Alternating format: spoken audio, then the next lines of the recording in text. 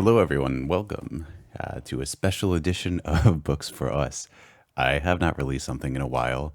Sometimes I find it difficult to summon the audacity to create something that I believe anyone will listen to or want to listen to or has value. Today, we will be talking about Midnight Library by Matt Haig. This is an incredibly popular book.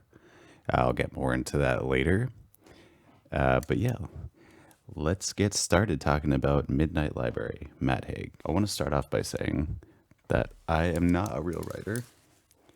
I like to write, but I do not have the courage to share my writing with the world. And the few times I have, I've realized my writing is pretty elementary and self-indulgent. I don't know what it's like to put my work out there, much less having something I've devoted endless time to shit on by some random person. Usually, if/when I make small attempts to review books, the worst thing I would say about it is see for yourself. I don't feel it's fair of me to recommend not to read something based on the quality of the work, because who am I? What have I done? However, I have strong opinions about Midnight Library. Let's start with a quick synopsis. So, Matt Haig's novel centers around a woman named Nora. Nora lives in a small English town, is depressed, and is dealing with a string of misfortunes. She has recently been fired, her cat was killed, she's constantly faced with the regret of not joining a band that she thinks could have been big, not pursuing her swimming career. She's faced with regret because she lives in a small town and runs into people who remind her of it. She's at a stage in life where she feels her purpose is running out. So I'm going to stop here and I will provide a spoiler warning. So if you don't want this book to be spoiled, stop listening because it will be spoiled. But more importantly, I want to provide a trigger warning. This book deals with themes of suicide and drug overdose. I will be expounding on these themes, and if you or someone you know is struggling with suicidal thoughts/ideation, please contact a mental health professional and call the suicide hotline at 800-273-8255. It's 800-273-8255. Professionals are here for you. Please don't hesitate to call if you need help. Okay? Anyways, this is clear from what I just said, but like we were talking about, Nora had this kind of string of misfortunes, and then she decided she will die by suicide. And the particular method she chooses is to overdose from antidepressants. Nora wakes up after her attempt to die by suicide in a massive library where she sees a beloved librarian from her childhood. The librarian explains to Nora that she is in the Midnight Library, where she can choose to sample different lives she could have lived. If she had stayed with a partner, if she had pursued a music career, moved to Australia with her friend, or become an Olympic swimmer, and many more. She experiences all of these lives. She experiences what fates would have beheld her in these alternative realities, and she discovers with each life she explores that she is not entirely fulfilled, that her life is still lacking. For example, as I mentioned, one of the lives Nora pursues involves her becoming a champion swimmer, and she's also a heralded motivational speaker. In this life, she fully leans into the only life her father approved of for her.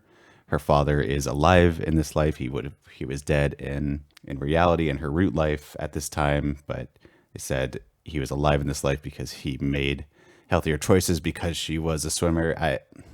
It's been a while since I read it. That's my understanding of it. Sorry if I'm wrong there. So she finds she is unsatisfied with being a champion swimmer, and her mental health is not being taken care of, and familial issues still plague her. And this formula, or some version of it, fits most of the lives she visits. She finds a fatal flaw or something. She searches through all her different lives, trying to discover something about herself.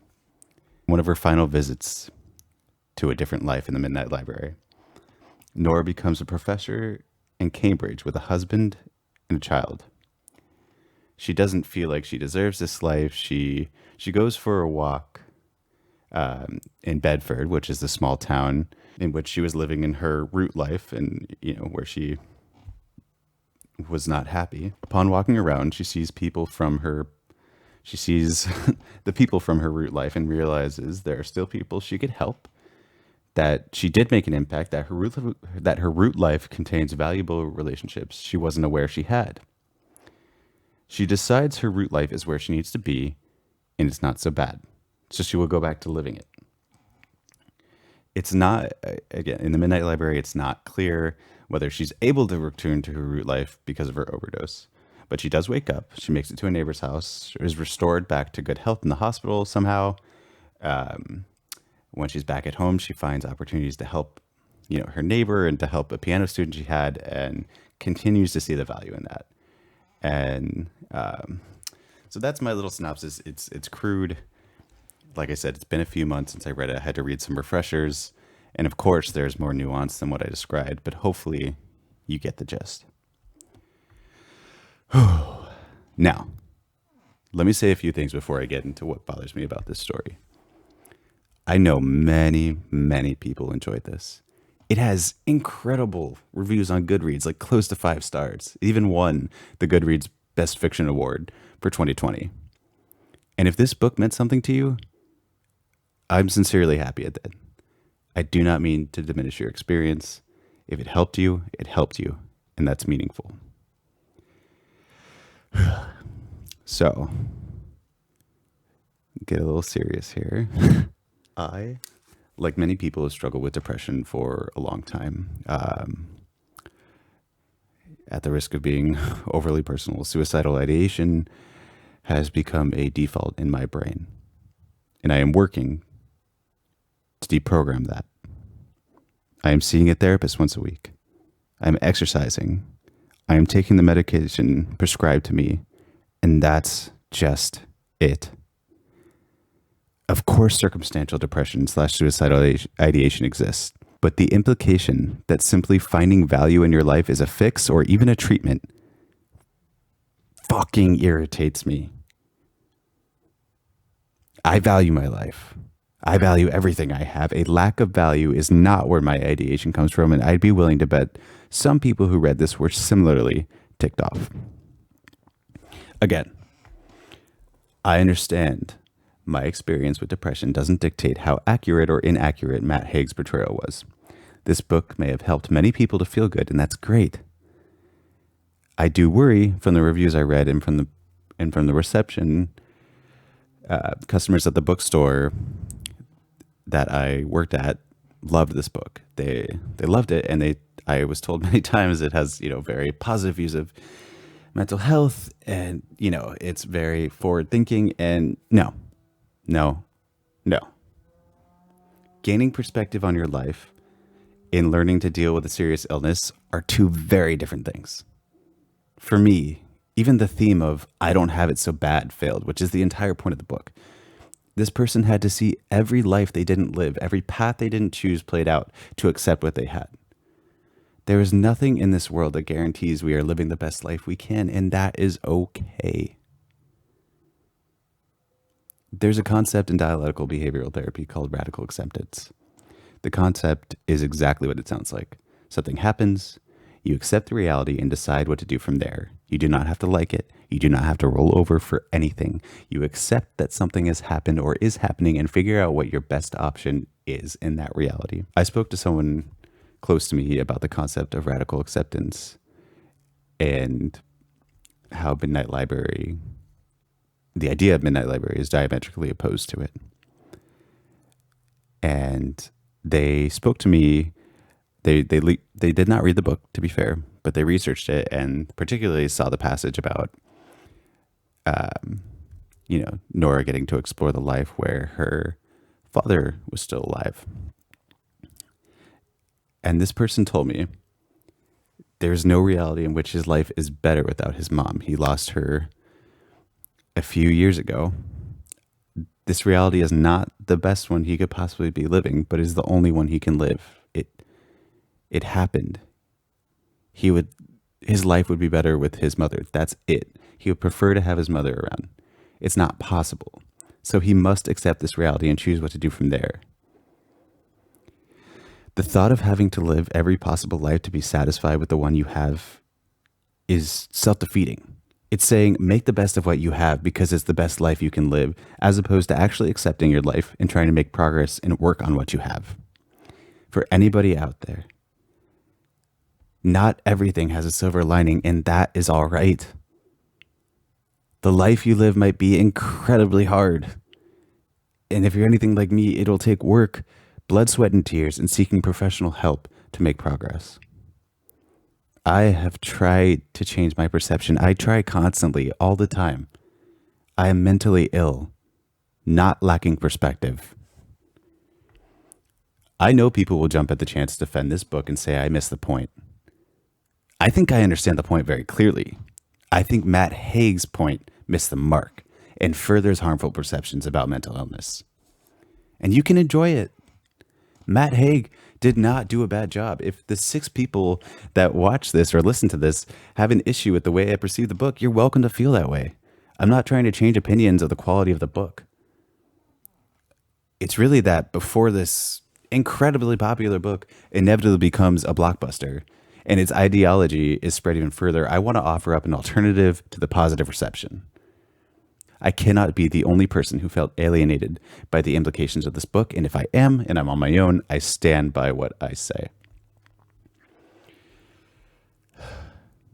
If you attempt to die by suicide, you will not be offered grandiose perspective. You will not get the very unfair opportunity to see dead loved ones, to be famous, to marry the person you think you should have married. If you overdose, it will at best be harmful to your body, and at worst, you will lose out on the opportunity to put in work and make progress with your life and your illness.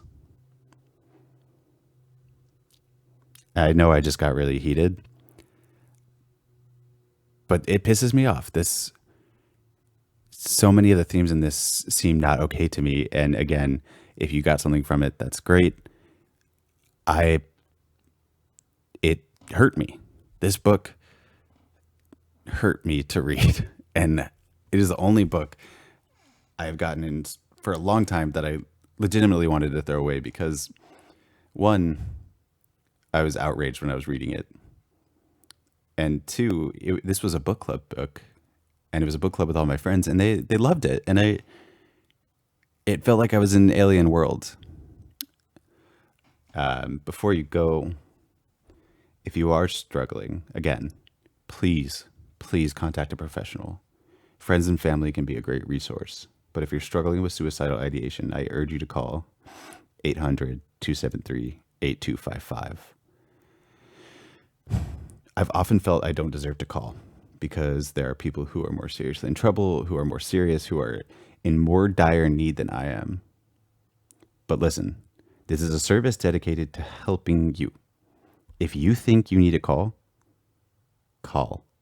If you don't feel comfortable calling, you can reach out through chat at suicidepreventionlifeline.org/chat. Again, the number to call is 800-273-8255, and the website to chat is suicidepreventionlifeline.org/chat. Thank you for listening. Again, I know it was pretty heavy. I hope to do more, reviews in the future that aren't just me shitting on an idea or a concept. And I appreciate your view. If you disagree with me, you're not going to change my mind. I think it's harmful and there's nothing more to it. But please reach out to me if you have any questions. Thank you for listening again. If you want to email me, it's booksforuspod@gmail.com. And yeah, be safe out there. Enjoy your day. And yeah, thanks for listening. Love you.